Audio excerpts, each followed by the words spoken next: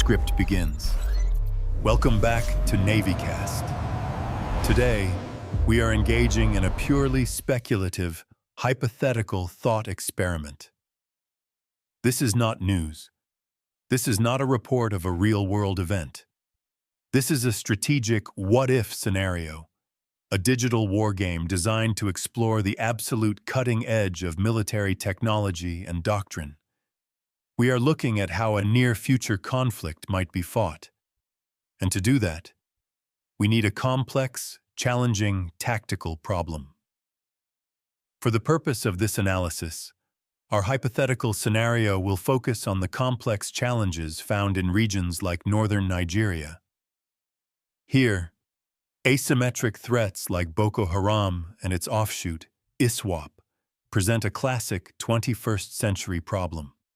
A non-state actor that blends with the civilian population, operates across vast, austere terrain, and uses mobile, guerrilla-style tactics. This is precisely the kind of problem that the Pentagon's next generation of weapons is being designed to solve. So what if the political will was there? What if, in a fictional scenario, the order was given to conduct a fast, vicious, and swift military operation to dismantle the leadership and logistical capabilities of such a group? What would that task force even look like? Forget the old playbook. We aren't just talking about a few MQ-9 Reapers. We are talking about a fully integrated, AI-driven, multi-domain force. We are talking about leveraging the Gator Navy in the Gulf of Guinea. We are talking about F-35B Lightning IIs acting as battlefield quarterbacks. We're talking about heavy-hitting F-15E Strike Eagles flying from distant bases. And most importantly, we are talking about unleashing the new kids on the block, collaborative combat aircraft, or CCAs. Specifically, we're looking at theoretical applications for systems like the Endural Fury and the Shield AI XBAT. This is a deep dive into a hypothetical war of tomorrow, fought today. Strap in. Let's first set the stage for our wargame. The enemy in this scenario is not a conventional army. They have no air force, no navy, no centralized air defense. But they are incredibly difficult to target. We're talking about perhaps 5,000 fighters scattered across a region the size of a large European country. Their primary assets are 4x4 technical trucks, Toyota Hiluxes with heavy machine guns. Their tactics are IEDs, RPG-29s, and brutal raids on soft targets. But they're also adapting. Lessons from Ukraine and other conflicts mean we have to assume in our scenario that they have access to commercial drones for FPV, first-person view, attacks, and basic reconnaissance. We also have to assume they have a limited number of manpads, shoulder-fired anti-aircraft missiles like the SA-18. These are a real threat to helicopters and any aircraft flying low and slow. This is the tactical problem. How do you find, fix, and finish a mobile, dispersed, and blended enemy across thousands of square miles of harsh desert and scrubland, while minimizing civilian casualties and risk to your own expensive assets? The old way was to fly ISR patterns for weeks with a predator, find a target, and then send in a strike. The new way, the one we are exploring today, is about persistent, autonomous, AI-driven hunting. Enter the first pieces on our hypothetical chessboard, the new generation of autonomous systems. Let's start with the Shield AI XBAT, or its conceptual successors. This is a 26-foot VTOL aircraft. VTOL, vertical takeoff and landing. That is a monumental capability.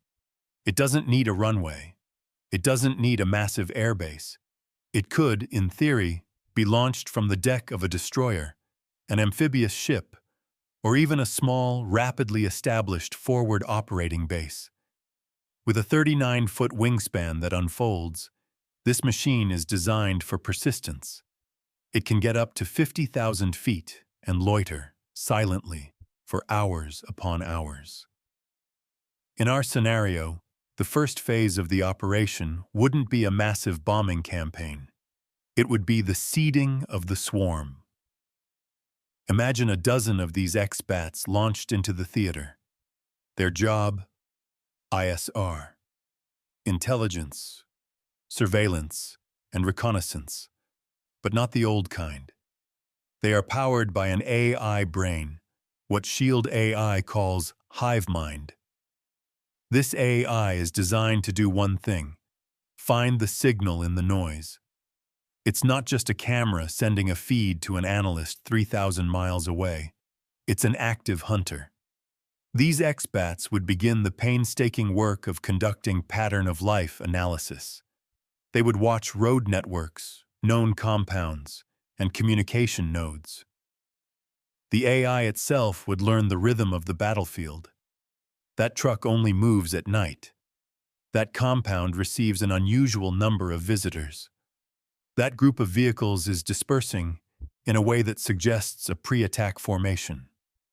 This AI brain can track hundreds of potential targets simultaneously, building a dossier on each one, all without a human operator in the loop for every single decision. It's the judge and jury of intelligence gathering.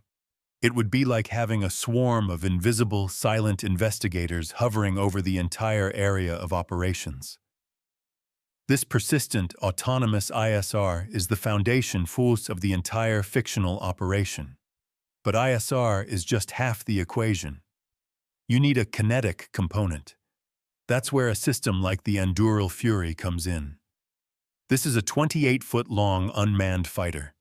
It's built from composites, making it stealthy. It has a 25-foot wingspan and can carry a significant payload, potentially including everything from AMRAAMs to JDAMs. The Fury is what we call an attritable asset. It's not cheap, but it's expendable in a way a $100 million manned fighter is not. It's the loyal wingman without a pilot. It's the kinetic punch that can be sent into a high-threat area, like a suspected man-pad's ambush, without risking a human life. So now we have our unmanned elements, the X-Bat as the eyes and the Fury as the claws. But who controls them? Who makes the final call? This is where the manned assets come in, and this is the core of Manned-Unmanned Teaming, or MUM-T. Let's bring in the F-35B Lightning II. Why the B variant? Because it's the STOVL version, short takeoff, vertical landing. This jet can operate from the deck of an amphibious assault ship, an LHA or LHD, what we call the Gator Navy. This means a mini aircraft carrier could be sitting in the Gulf of Guinea, just off the coast, launching stealth fighters. This completely eliminates the need to negotiate for basing rights in neighboring countries. It's a sovereign mobile airbase. But the F-35 isn't just a strike fighter. In this scenario, it's the quarterback. The F-35 is a flying supercomputer. Its most powerful weapon isn't a missile, it's its sensor fusion. The pilot, wearing their $400,000 helmet, can see through the floor of the jet. They have a 360-degree God's eye view of the battle space, provided by the Distributed Aperture System, DAS. Now, imagine that F-35 pilot flying at 40,000 feet, stealthy and safe. They aren't just seeing data from their jet, they are networked with the Hivemind. The feed from that X-Bat hovering at 50,000 feet? It's on their display. The status of those 4 Fury drones loaded for strike? It's on their display. The pilot becomes a battlefield commander. They see the pattern of life data from the X-Bat, identify a high-value target, HVT. They don't have to fly low to confirm it. They can digitally task one of the Fury drones, which is already loitering 100 miles ahead, to move in and prosecute the target. The F-35 pilot might be 50 miles away, completely invisible, but they are directing a swarm of autonomous killers. The F-35B's weakness, if you can call it that, is its fuel consumption and limited payload, especially when operating in this jump jet mode. It's a surgical scalpel. But what if you need a sledgehammer? What if the X-Bat swarm identifies not one truck, but an entire training camp or a hardened bunker complex? For that, in our wargame, you need the beast. You need the F-15E Strike Eagle. This is a 63-foot behemoth. It's not stealthy, but it doesn't care. It's a bomb truck, and it has range. With its conformal fuel tanks, an F-15 could theoretically launch from a base like Djibouti or even Aviano in Italy, cross the continent, with tanker support, of course, and arrive on station with a massive payload. We're talking 23,000 pounds of munitions. But the F-15E's real weapon, its secret sauce, is the person in the back seat. The WISO, or Weapon Systems Operator. This two-person crew is what makes the F-15E so lethal in a complex fight. The pilot in the front flies the bus. The WISO in the back owns the battlefield. In our scenario, that WISO would be the primary human in the loop for the CCA swarm. They have the mental bandwidth, the displays, and the training to manage multiple assets at once. They could be talking to a JTAC, Joint Terminal Attack Controller, on the ground, watching the feed from an X-Bat, and directing a flight of Fury drones all at the same time. They could task a Fury to drop a 1,000-pound JDAM on a bunker, while simultaneously cueing their own jets' small-diameter bombs, SDBs, to hit 8 individual targets, like parked technicals, in a single pass. This is the manned-unmanned teaming doctrine in its most terrifying and effective form. The F-15E acts as the mothership or mission commander for its robotic wingmen, staying at a safe altitude while the expendable autonomous Furies go down in the weeds to do the dangerous work. But let's talk about the glue that holds this all together. The AI, the Hivemind. This is not just Link 16, which is a way of sharing data. This is a decentralized, adaptive AI brain. In a normal network, if you take out the central command node, the network collapses. In a Hivemind, every node, every X-Bat, every Fury is its own brain. They talk to each other. You know the saying, everyone has a plan until they get punched in the face. Hivemind is the plan for after you get punched in the face. Let's say a Fury drone is tasked to hit a target. On its way, it gets targeted by a surprise SA-18 manpads. The AI on that single drone can attempt to evade. But simultaneously, it tells the rest of the Hivemind, I'm being engaged from these coordinates. Instantly, another Fury drone can break off its own mission to hunt and kill that manpad's operator. An X-Bat can automatically slew its sensors to the launch point to confirm the kill. The F-15E WISO sees all of this happen in real time and can simply approve the AI's autonomous decision. This is warfare at the speed of light. No human chain of command could ever react that fast. The AI is building the plan, executing the plan, and rebuilding the plan, millisecond by millisecond. Of course, this entire fictional operation hinges on one unglamorous, absolutely critical element: logistics.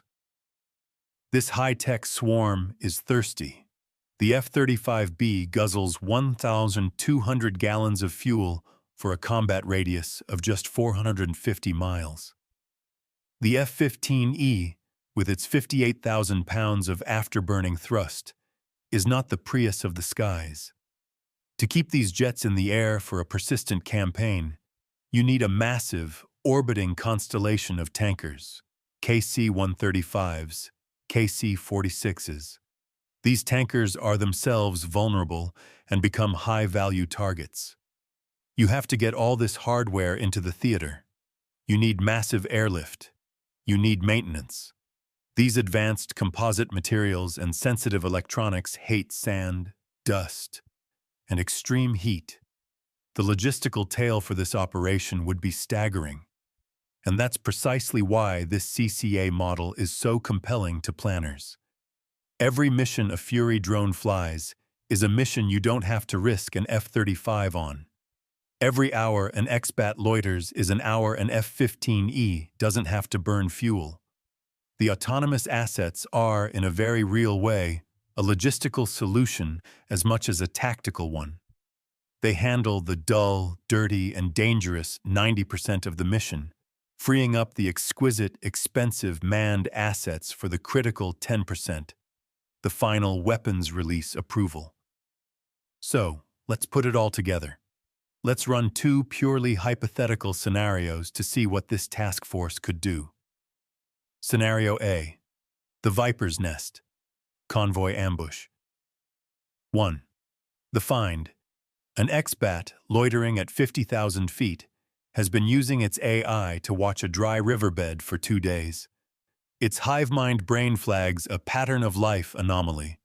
A convoy of 8 technicals is assembling, loaded with fighters and RPGs, snaking through a canyon towards a known village. This intel is automatically flagged and pushed to the F-35B quarterback, orbiting 80 miles away. 2. The Stalk. The F-35B pilot validates the target. It's hostile. They could strike it themselves, but it's a long, winding convoy. They decide on a different approach. They task 2 Fury drones, loitering 30 miles away, to handle it. 3. The Box. The 2 Furies drop from altitude. They aren't programmed to just bomb the convoy. That's messy. Instead, they execute a box-in maneuver. Fury 1 fires a precision-guided bomb at the lead vehicle. Fury 2 simultaneously hits the last vehicle. The convoy is now trapped in a kill box, a 300-meter-long traffic jam in the middle of a canyon. 4. The Finish. With the targets now stationary and panicked, the F-35B pilot authorizes the rest of the strike. An MQ-9 Reaper, a cheaper, slower asset, is called in. It has been watching the whole time. It leisurely circles overhead and uses its payload of 8 Hellfire missiles to surgically eliminate the remaining 6 trucks, one by one. 5. The BDA.